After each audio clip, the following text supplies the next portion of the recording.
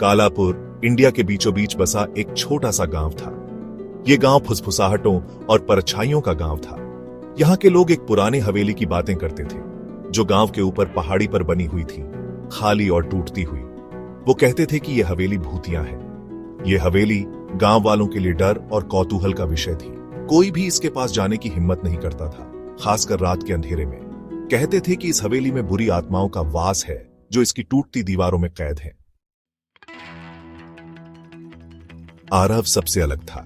12 साल का एक नौजवान लड़का आरव अपनी हिम्मत के लिए जाना जाता था।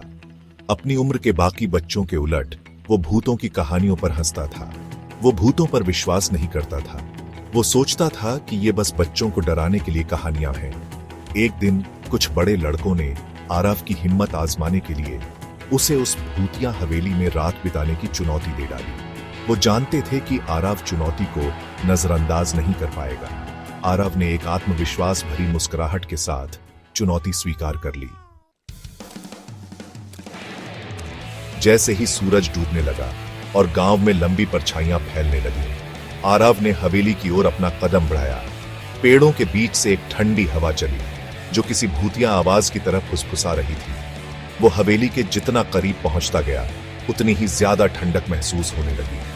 हवेली उसके ऊपर मंडरा रही थी। उसकी खिड़कियां खाली आंखों की तरह उसे घूर रही थीं। कभी चमकने वाला पेंट अब उखड़ रहा था और फीका पड़ गया था, और लोहे के दरवाजे जंग खाए हुए थे और मकड़ियों के जालों से ढके हुए थे। आरव ने एक गहरी सांस ली और चरमराते हुए दरवाजों को धक्का देकर खोला। हवेली के अंदर की हवा भारी और स्थिर थी, जो सड़ांध और धूल की गंध से भरी हुई थी। हर कोने से मकड़ियों के जाले लटके हुए थे और टूटी खिड़कियों से अंदर आती चांदनी ही बस एकमात्र रोशनी थी। हवेली बिल्कुल शांत थी, सिवाय आरव की अपनी सांसों की आवाज के। वो हवेली में चलता रहा। उसके कदमों की आवाज उस सन्नाटे में गूंज रही थी।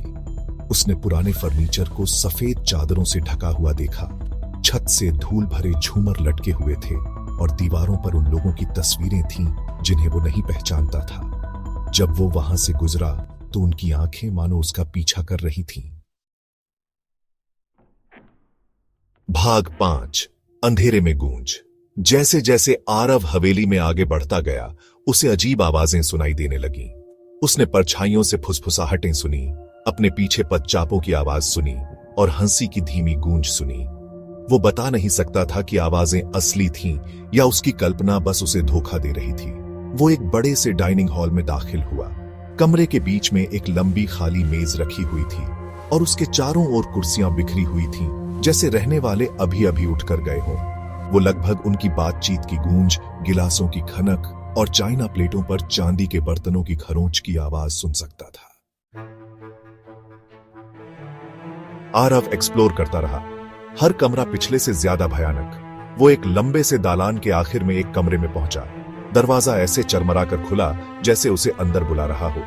दीवार पर लगे एक बड़े सजे हुए आईने से निकल रही हल्की रोशनी के अलावा कमरा अंधेरा था। जैसे ही वो आईने के करीब गया, उसने कुछ अजीब देखा। उसने देखा कि परछाई में एक आकृति उसके पीछे खड़ी है। लाल आंखों वाली एक परछाई जैसी आकृति। आरव पीछे मुड़ा, लेकिन वहां कोई नहीं था। वो वापस आईने की ओर मुड़ा। उसका दिल तेजी से धड़क रहा था। वो आकृति गायब थी। अचानक हवेली में खून जमा देने वाली चीख गूंज उठी। आरव डर के मारे पीछे हट गया। उसकी नजरें कमरे में इधर उधर भाग रही थीं। वो कमरे से बाहर भागा और दालान में आ गया, चीख की आवाज का पीछा करते हुए। ऐसा लग रहा था कि आवाज ऊपर से आ रही है। वो लकड़ी की सीढ़ियों पर तेजी से भागा। उसके कदम भारी पड़ रहे थे। वो सीढ़ियों के ऊपर पहुंचा और गौर से सुना। चीखना बंद हो गया था, लेकिन वो दालान के आखिर में एक कमरे से सिसकने की आवाज सुन सकता था। आरव धीरे धीरे कमरे के पास पहुंचा। उसका हाथ कांप रहा था जब उसने दरवाजे के हैंडल को छुआ। उसने दरवाजा धक्का दिया और अंदर कदम रखा। कमरा खाली था। वहां किसी का या किसी भी चीज का कोई निशान नहीं था जो उसने आवाजें सुनी थीं। उसने पूरी हवेली ऊपर से नीचे तक छान मारी, लेकिन उसे कोई नहीं मिला। आवाजें बंद हो गई थीं। हवेली फिर से शांत थी, लेकिन अब सन्नाटा बहरा कर देने वाला था। ये एक ऐसा सन्नाटा था जो अनदेखी ऊर्जा के साथ गूंजता हुआ प्रतीत हो रहा था। आरव हवेली से कभी वापस नहीं लौटा। गांव वालों ने उसे ढूंढा, पर वो उसे नहीं ढूंढ पाए। कुछ लोग कहते हैं कि उसकी आत्मा अब हवेली की दीवारों में कैद है, हमेशा के लिए दूसरी बेचैन आत्माओं के साथ हॉल में भटकने के लिए अभिशप्त है। हवेली पहाड़ी पर खड़ी थी, उस लड़के की याद दिलाती है जिसने इसकी दीवारों के भीतर एक रात बिताने की हिम्मत की थी। कालापुर की फुसफुसाहटें जारी रहीं और उस भूतिया हवेली की कहानी